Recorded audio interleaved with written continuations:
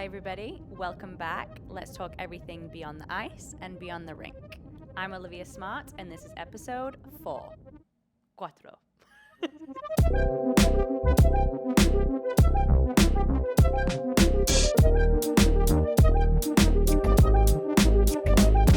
Today we're going to be doing a little bit of a question and answer session. I posted an Instagram story asking you guys to ask me some questions that I can answer on whatever this is. So let's get into it. So I got a lot of responses from my Instagram story. I'm going to go through as many as I possibly can, and let's dive into one of the deepest ones first. If you could go back in time, what would you like to say to Olivia from 2022 Worlds? Oh gosh. 2022 Worlds was the World Championships after the Olympic Games in Montpellier, France. The World Championships after the Olympic Games, I feel, from my personal experience, is a bit of a roller coaster drop. You've just come from the biggest moment, event, dream in your life, the Olympic Games, and you got to come down from that high, take a little break, and then just keep training again for 4, 5, 6 weeks to the World Championships. This was my first time experiencing World Championships after the Olympics, but I've heard from fellow friends and athletes in the past that it's a little challenging sometimes. Some athletes even skip out on the World Championships after the Olympics because of the drop in emotions and the come down from the high that you get from the Olympic Games. Well, I experienced that also for the first time, and I also officially and finally got COVID. As soon as we came back from the Olympics, not just emotions dropped, my immune system, everything was just down. And I think because we just got back from the games and the pressure had been taken off, we went out to dinner and had some drinks and let loose a little bit, and it was still COVID, so you still had to be very careful. Well then, boom, I got COVID, so that was just my luck. That World Championships was a little bit different for me because I was in limbo with knowing if this was going to be my last competition, period. It wasn't clear in my partnership and where I was at in my partnership at the time if this was going to be my last competition and our last competition of the season or of our careers. I know there had been talks of Adrian retiring, but I personally never got the confirmation myself that he wanted to retire after this season. So going onto the ice at Worlds, I did not know that was going to be my last time competing with Adrian at the time. So I had a mental block myself, and I knew I just had to put up with it. I had asked the question, is this our last competition? Is this our last skate ever together? How do I deal with this? And I was told there's been no decisions made, and there will be no decisions made until after the event and after the season. We'll regroup then. So I just had to trust that and trust my partner at the time and my team and just get on with it. Well, that was really hard. I think every interview we had was so what's the plans after this? Blah, blah, blah. And I remember always just looking up at my partner and being like, I don't know, what's your plans after this? Because I didn't know. And I felt like I'd finally peaked in my career. I feel like I'd finally gotten to the place and the athlete that I've always dreamed of being. My confidence was even boosted. Coming back from the games and training for the World Championships, I don't know, I just felt elevated. And I was like, oh, wow, this is what all these people on the ice feel like. I love this. So I wanted to continue in that energy. And I didn't want to end my career after the World Championships. So back to the question again. If I could go back in time, what would I like to say to Olivia from the 2022 Worlds? I would tell her to trust the process and not force what's to come.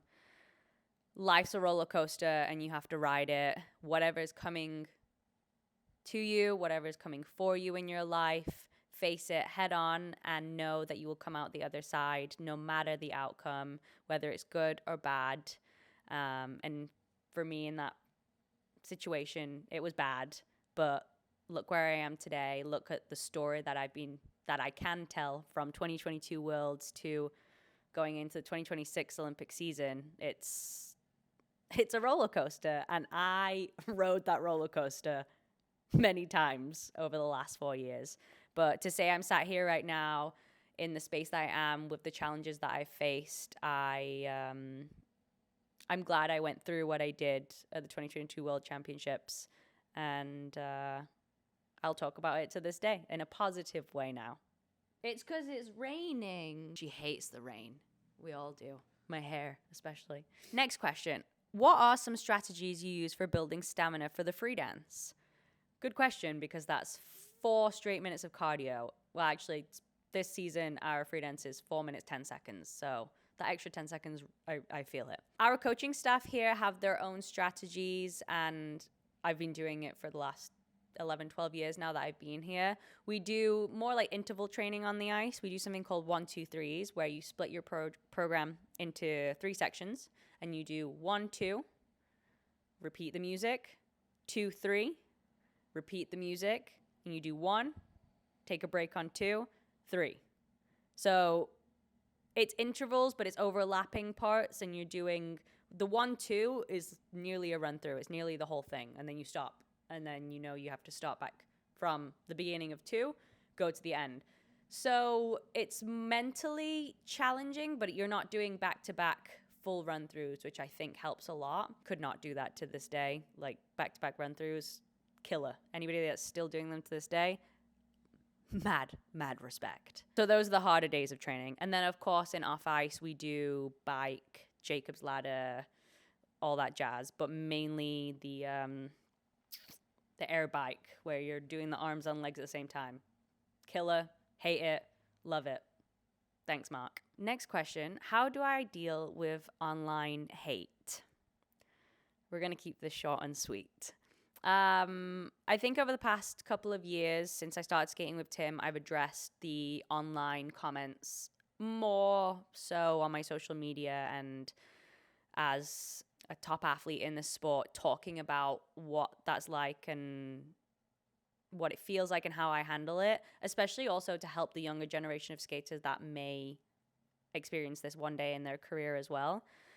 But for how I deal with the online hate, I've really had to challenge myself in different ways with this. I think one, going off social media at the right moments during competitions is a key factor that I have added into my career and my skating life.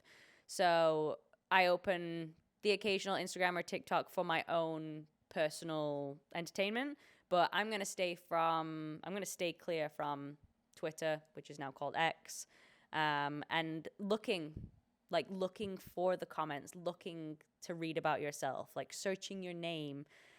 I know that's challenging in a way, though, because there are people out there that are posting the good stuff. Like, there's people out there that are posting really, really nice comments, even pictures of you that you would love to save for yourself for memorabilia. But amongst those good comments and pictures and memories, you're going to find the bad comments. You're going to find some things about yourself that you're not going to like reading and is going to break your self-confidence, especially on the days of competition. That's not what you want, and it's not what you need.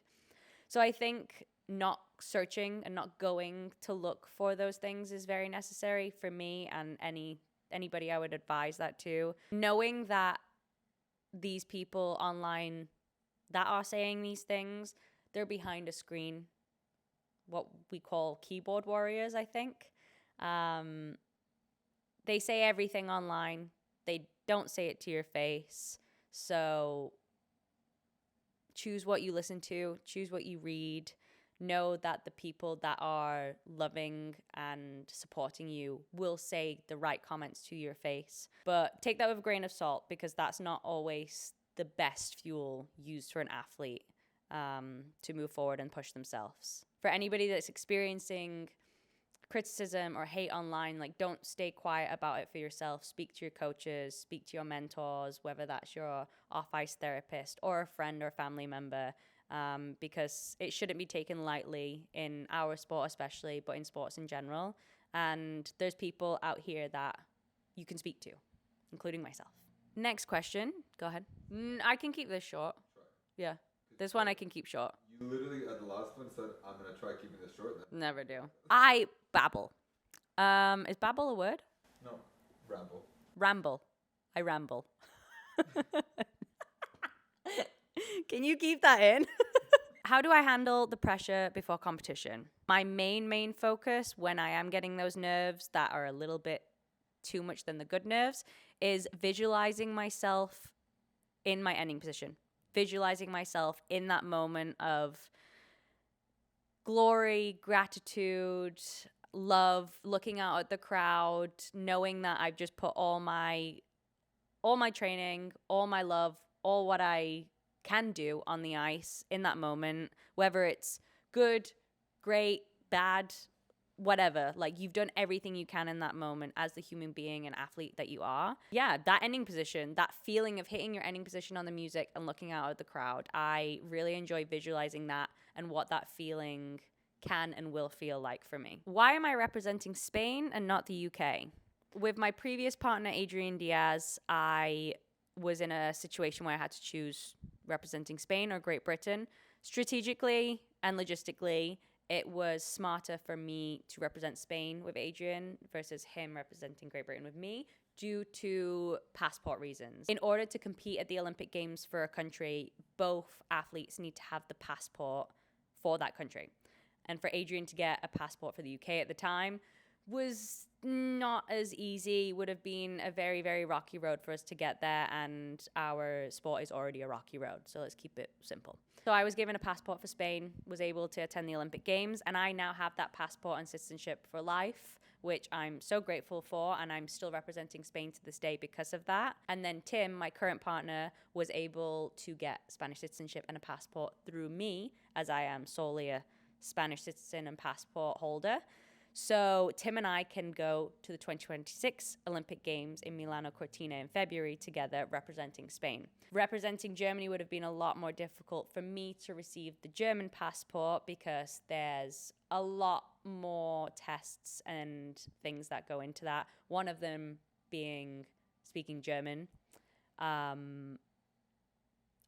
seemed really difficult at the time. Like, it was something I was really considering trying and doing, but even just the process and the timeline of getting the passport in such a short time, there was a risk and there was not a guarantee, and we really wanted just a solid guarantee on being able to make our dreams and have our goals be the Olympic Games and not have any blocks to there. So I'm very grateful that I was able to represent Spain to this day, still holding the passport very proudly with my new partner, Tim. Bosh. I think this is a question a lot of people have been wanting to ask, but are maybe a little bit afraid to ask. How is my Spanish? Span-ish, as people would say to me. They're like, oh, you're Spanish? And I'd be like, Span-ish. I've been studying Spanish for years now. I have had a tutor. I have had a tutor online, in person. I am still using Duolingo to this day. I can speak a little bit of Spanish. I understand very, very well. So when I'm hearing people have conversations, I know exactly what they're talking about. But chiming into those conversations is a lot more difficult for me because it's my memory of putting together a sentence in the correct order and on the spot with how fast people speak in Spanish. I get really nervous. I'm very social, but in that moment I get really nervous. I get embarrassed. I don't want to mess up. So I just kind of avoid it sometimes. And we're still practicing up to the Olympic Games, Tim himself as well. And we're both really trying, we promise. It's just, I feel like past the age of 20 or even 10 years old, like, learning a language is so much harder. Let's just say when I have kids one day, I am teaching them multiple languages while they're babies, while they're sponges, because it's so much more difficult to learn a language at the age that I am now. But in the meantime, gracias por el apoyo. What am I reading? Which one? Stephen is now helping me choose the questions because I am rambling on and we need a fire round. How do you pay for your skating training? I luckily and very gratefully have the support from the Spanish Figure Skating Federation, and if it wasn't for them, I would not be doing what I'm doing today. So, gracias. Why have you never been to Japan? Why have I never been to Japan? I don't know. ISU, help me out here. I've been dying to go to Japan for years. I have just unfortunately missed out on all the major events in Japan, whether that's from only one team from Spain able to go, or the year Worlds was in Japan, my partner retired, so I wasn't there. So NHK trophy maybe next year, or another competition in Japan. But I will try my best to get there for skating one day. If not, it'll be a vacation. What do you see yourself doing after competitive figure skating? What do I see myself doing after competitive figure skating? Linda's like, I don't know. Linda's looking at me like, Right. What do you think you're going to do after skating? I am interested in going into sports marketing or being a manager, working with athletes in general and, well, entertainment talent. I've been recommended that I would be a good publicist. Still don't fully know what that means. But I'm diving into the world of beyond sport, beyond entertainment, and managing that sort of stuff. I'm really good at taking care of other people. Let's just say that. So I'm going to use that to my advantage one day and use it as a strength. How did you bounce back from one partner to another, and tell us about the process of finding a new partner? Bouncing back from one partner to another is a big challenge, but also something that not many people get to experience. A lot of people skate with the same partner for 10 plus years, but being able to skate with different people and learn new things and different things, and also even about yourself, knowing that you could do things different ways, I feel like is a big gift that we take for granted. But the big challenge is the connection. It's the time spent together. You're packing years of experience as skaters into such a short period of time, and you spend day in, day out with this person, and you've got to make it your person quickly. You put your bum out my face. So yeah, there's challenges to it, but I try to look at it as a gift, and I look at it as a gift now after having 3 partners in my ice dance lifetime. How many times have you watched the Dune movies? How many times have we watched the Dune movies, Linda? Actually, I've only watched each of them once. That's a lie. I watched Dune 2 twice. I watched Dune 2 at home, and then I had to go see it in the cinema, IMAX experience, and I went to watch it with Tim and our off-ice dance coach, Sam Chouinard, for the full experience. And I think this was the moment we had decided we were skating to Dune. Yes, we decided we were skating to Dune, and then we went to see it again for the second time in the cinema, and that experience was very different because the creative juices were flowing. You weren't just enjoying the movie, you were imagining yourself in the movie. Not on the list, but I want to ask a question. Why Dune? Why Dune?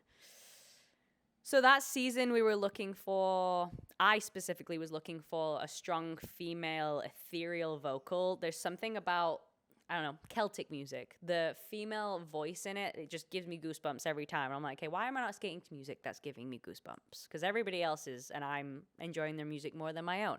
So I was looking for an original piece of music that had this energy. And I was sick one day, watched Dune, and was like, oh, wait, this music's sick. Like, this is exactly what I'm looking for. So that week of me being sick and sitting and watching this movie at home was a gift. And it was something that was very new in the movie world and had not been done in the skating world yet. And it was perfect timing. But that season, there was, of course, multiple disciplines, other skaters that skated to Dune. But I felt like it just fit Tim and I's persona, our roles as people, very strong, demanding, and let's not lick, not in the camera. And it was something different for Tim and I. It was powerful, it was demanding, and we felt like it fit our personas and our Aries qualities very well. Whose look and program any year was so good you wouldn't mind stealing for a day? Oh, shit. There's too many. If you were the ice dance wizard, what changes would you make to RD and FD requirements? Can you put me a wizard's hat on right now? Sure. And a wand? Yeah. Ding, ding, ding, ding, ding. Rhythm dance requirements. I would change. Ding, ding, ding.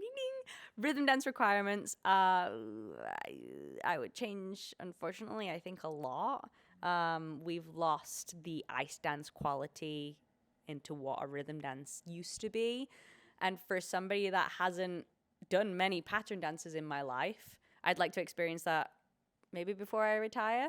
But just having that ice dance quality come back in terms of being in frame, less dancing and pointing and entertaining the judges, more like connection, two people dancing together on a ballroom dance floor, like that feeling. And then have the freedom to do whatever you want in the free dance. You can do whatever. But the rhythm dance, I miss the restrictions, and that's kind of weird to say because we do have a lot of restrictions still. But I think they've gone in a very different route than we all would like. Free dance, I'm actually pretty happy with the free dances where it is. I think the choreo step rule of being too far and how, if you are too far, how deeply it affects you, the points that you lose for such a small, minuscule thing. Well, it's like my slip in China, like such a small, minuscule thing costs me the same amount of points as it would if I bolero fold on the ice. Like that for me is tricky and testy, but at the same time, that's sport. Miniature things can make a big difference. And yeah, that's my wizard points for ice dance. What do I wear inside my skates? Yeah, sorry. Sorry, my English was bad typing that out. Yeah. What do I wear inside my ice skates? I wear these socks called thinnies. They're like tights, but they're socks. They're thin enough, but they're not as thick as Nike socks. There you go. What's your week of training schedule? Your writing is horrible. This is you writing this? Yes. Okay. Week of training, we do 4 to 3 hours of skating every day from Monday to Friday. We do workouts Monday and Friday, and I do Pilates on Tuesday. And then there's sprinkled in there 2 or 3 or 4 treatments depending on how I'm feeling that week. How does it feel to train with your main competitors? How does it feel to train with your main competitors? It's challenging, but a good challenge. You get to see your main competitors and what they're doing every day. Like, it's better than getting to competition and being like, oh man, shit, they look good. Linda. Okay. Oh, you good, girl? You get to see what they're doing, what they're developing, and use it as motivation. Like, you see that they're doing well, like, push yourself. Use it as fuel. Do you have any specific nutrition/diet recommendations for training? Nutrition and dietary recommendations for training. I personally do not work with a nutritionist or with a dietitian now. I have worked with a nutritionist in the past, and I've learned from there. But I've also learned what my body needs, and I've learned the differences in how I feel. It varies. I change what I eat every day depending on how I feel and where I'm at. Even as a woman in my cycle, like learning those things now is totally different to me.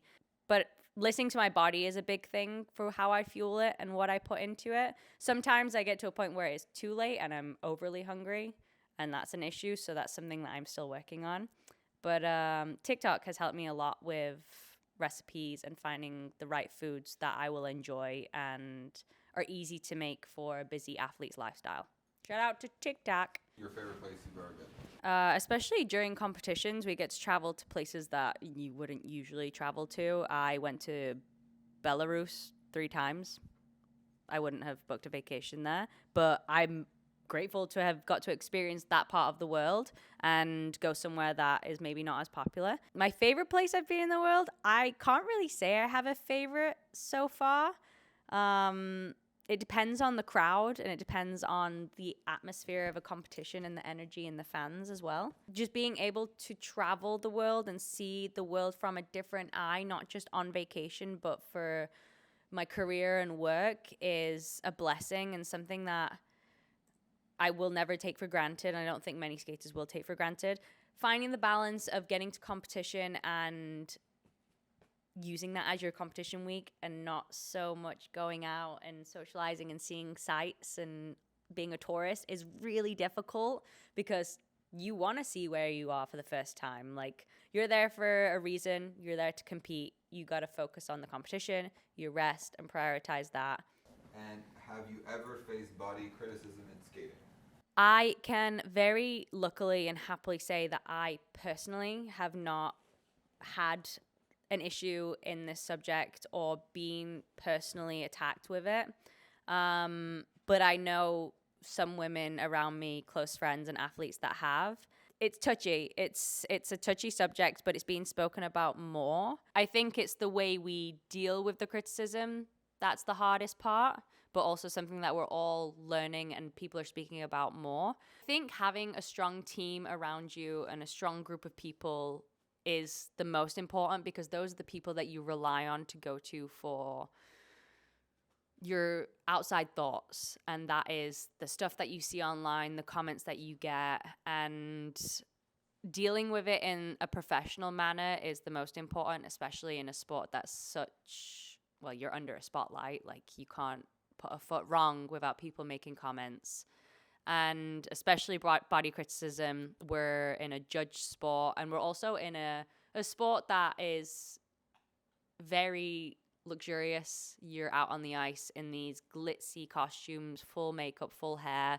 Like, you have to look the part, and if you don't look the part in some people's eyes, that's wrong and you're not good enough. But there's so many different types of people in the world. We don't all have to fit into this narrow box of looking the same. I think having differences on the ice, whether you're trying to look different or you do look different, like, it's not a negative, it's a positive. And we all want to be unique as well. We want to stand out in our own way.